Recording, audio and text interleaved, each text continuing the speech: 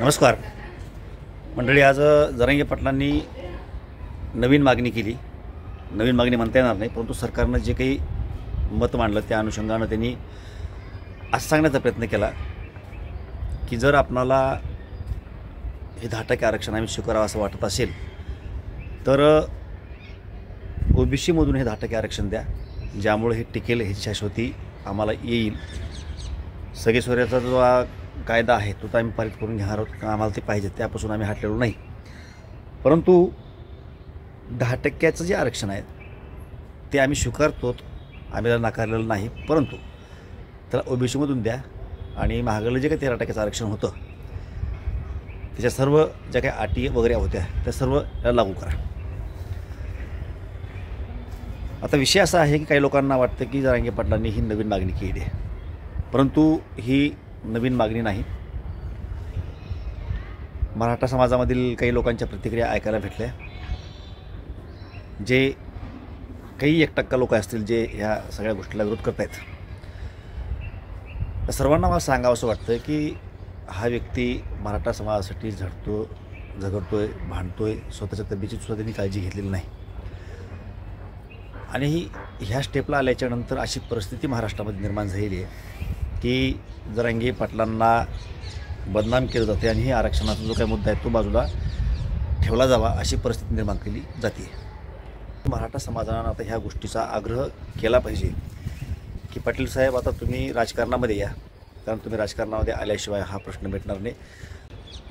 जरांगे पाटलांनी याही गोष्टीचं आवाहन केलं की जे मराठा समाजामधले नेते आहेत त्या नेत्यांना राग का येतोय. मी फडणवीस यांना काही बोलला असेल तर ते पदावरती आहेत म्हणून बोललो आहे. वैयक्तिक त्यांचा माझा काही दुराबंधरा नाही, त्यांनी पदावर बाजूला व्हावं मी त्यांना बोलणार नाही. जो कोणत्या व्यक्ती पदावर असेल त्या व्यक्तीला मी बोलेन. परंतु मराठा समाजाच्याच काही आमदार लोकांना ह्या गोष्टीचा राग आला आणि ते आता या विरोधामध्ये षडयंत्र उभं करण्याचा प्रयत्न करत आहेत. ते जे कोणी असतील त्या मतदारसंघातील लोकांनी ही गोष्ट लक्षामध्ये ठेवली पाहिजे की हे लोक पुढल्या वेळेला निवडून आले नाही पाहिजेत. विषय मराठा समाजाला न्याय मिळवून घेण्याचा आणि इतरावर अन्याय करण्याचा नाही आहे. इतर सर्वांना तर न्याय भेटलाच पाहिजे आणि ऑलरेडी काही लोकांना भेटलेला आहे, ज्यांना आवश्यकता त्यांनाही भेटला पाहिजे. परंतु आज कंडिशनला मराठा समाजाच्या आरक्षणाचा मुद्दा चालू असताना हा समाज, या समाजामध्ये कितीतरी लोक आहेत की ज्यांची दिवसभर काम केल्याशिवाय संध्याकाळी चूल पेटत नाही. अशा लोकांना न्याय मिळावा यासाठी हे सगळं चाललं आहे. आणि असं असताना जर कोणी या गोष्टीला विरोध करत असेल आणि ते खास करून मराठा समाजामधले असतील तर त्या लोकांना हा मेसेज जाणं गरजेचं आहे की जर तुम्हाला समाजाची कुठली काळजी नसेल तर तुम्हाला पदावर बसवण्याची गरज नाही. आणि त्यामुळंच आपण वारंवार आता एक विनंती उठवतो आहे की जरांगे पाटलांनी आपल्या समर्थकासह राजकारणामध्ये उतरलं पाहिजे. आणखी एक विषय की जरांगे पाटलांच्या चारित्र्यावरती शिंतोडे उडवण्याचा प्रयत्न केला आणि संशय व्यक्त काही लोकांनी करावा अशा पद्धतीचे वातावरण तयार करण्यात आलं. मराठा समाजामधील त्या लोकांना मला सांगावंसं वाटतं आहे की छगन भुजबळ हे घोटाळ्यामध्ये कुठल्या तरी आर्थिक व्यवहारामध्ये गुंतलेले असल्यामुळं मागं तेलगीचासुद्धा घोटाळा होता, त्यामुळे त्यांचं नाव होतं आणि सध्या ते जेलमध्ये होते, ते जामिनावरती बाहेर पडले. परंतु ओबीसी समाजानं त्यांना स्वीकारलं ना.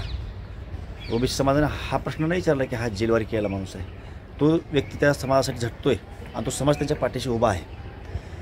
मग मराठा समाजामधील लोक हे अशी गणितं का मारतात? जरांगे पाटलांची पार्श्वभूमी अशी नाही, काही गोष्टी त्यांनी बोलले असतील, फक्त संशयाचं एक भूत तयार केलं गेलं आहे. परंतु जरांगे पाटलांची प्रतिमा स्वच्छ आहे आणि त्यामुळं जे कोणी काही मोजकेच लोक आहेत जे जरांगे पाटलांच्या वर्तनावरती शंका घेत आहेत आणि कोणीतरी पाठीमागं असेल वगैरे वगैरे, तर त्या लोकांना विनंती आहे की बाबांनो, कितीतरी भ्रष्ट आदी नेत्यांना त्या समाजामधल्या लोकांनी स्वीकारलेलं आहे. हा नेता पण नाही आहे, समाजासाठी काम करणारा माणूस आहे. या व्यक्तीला स्वीकारायला तुम्हाला अडचण काय? त्यामुळे मराठा समाजाने ह्यासुद्धा गोष्टी समजून घेणं गरजेचं आहे. ही जी भावना आहे या बाबतीमध्ये सर्वसामान्य महाराष्ट्रीयन म्हणून आपल्याला काय वाटतं हे निश्चितपणे खाली कमेंटला कळवा. जय महाराष्ट्र.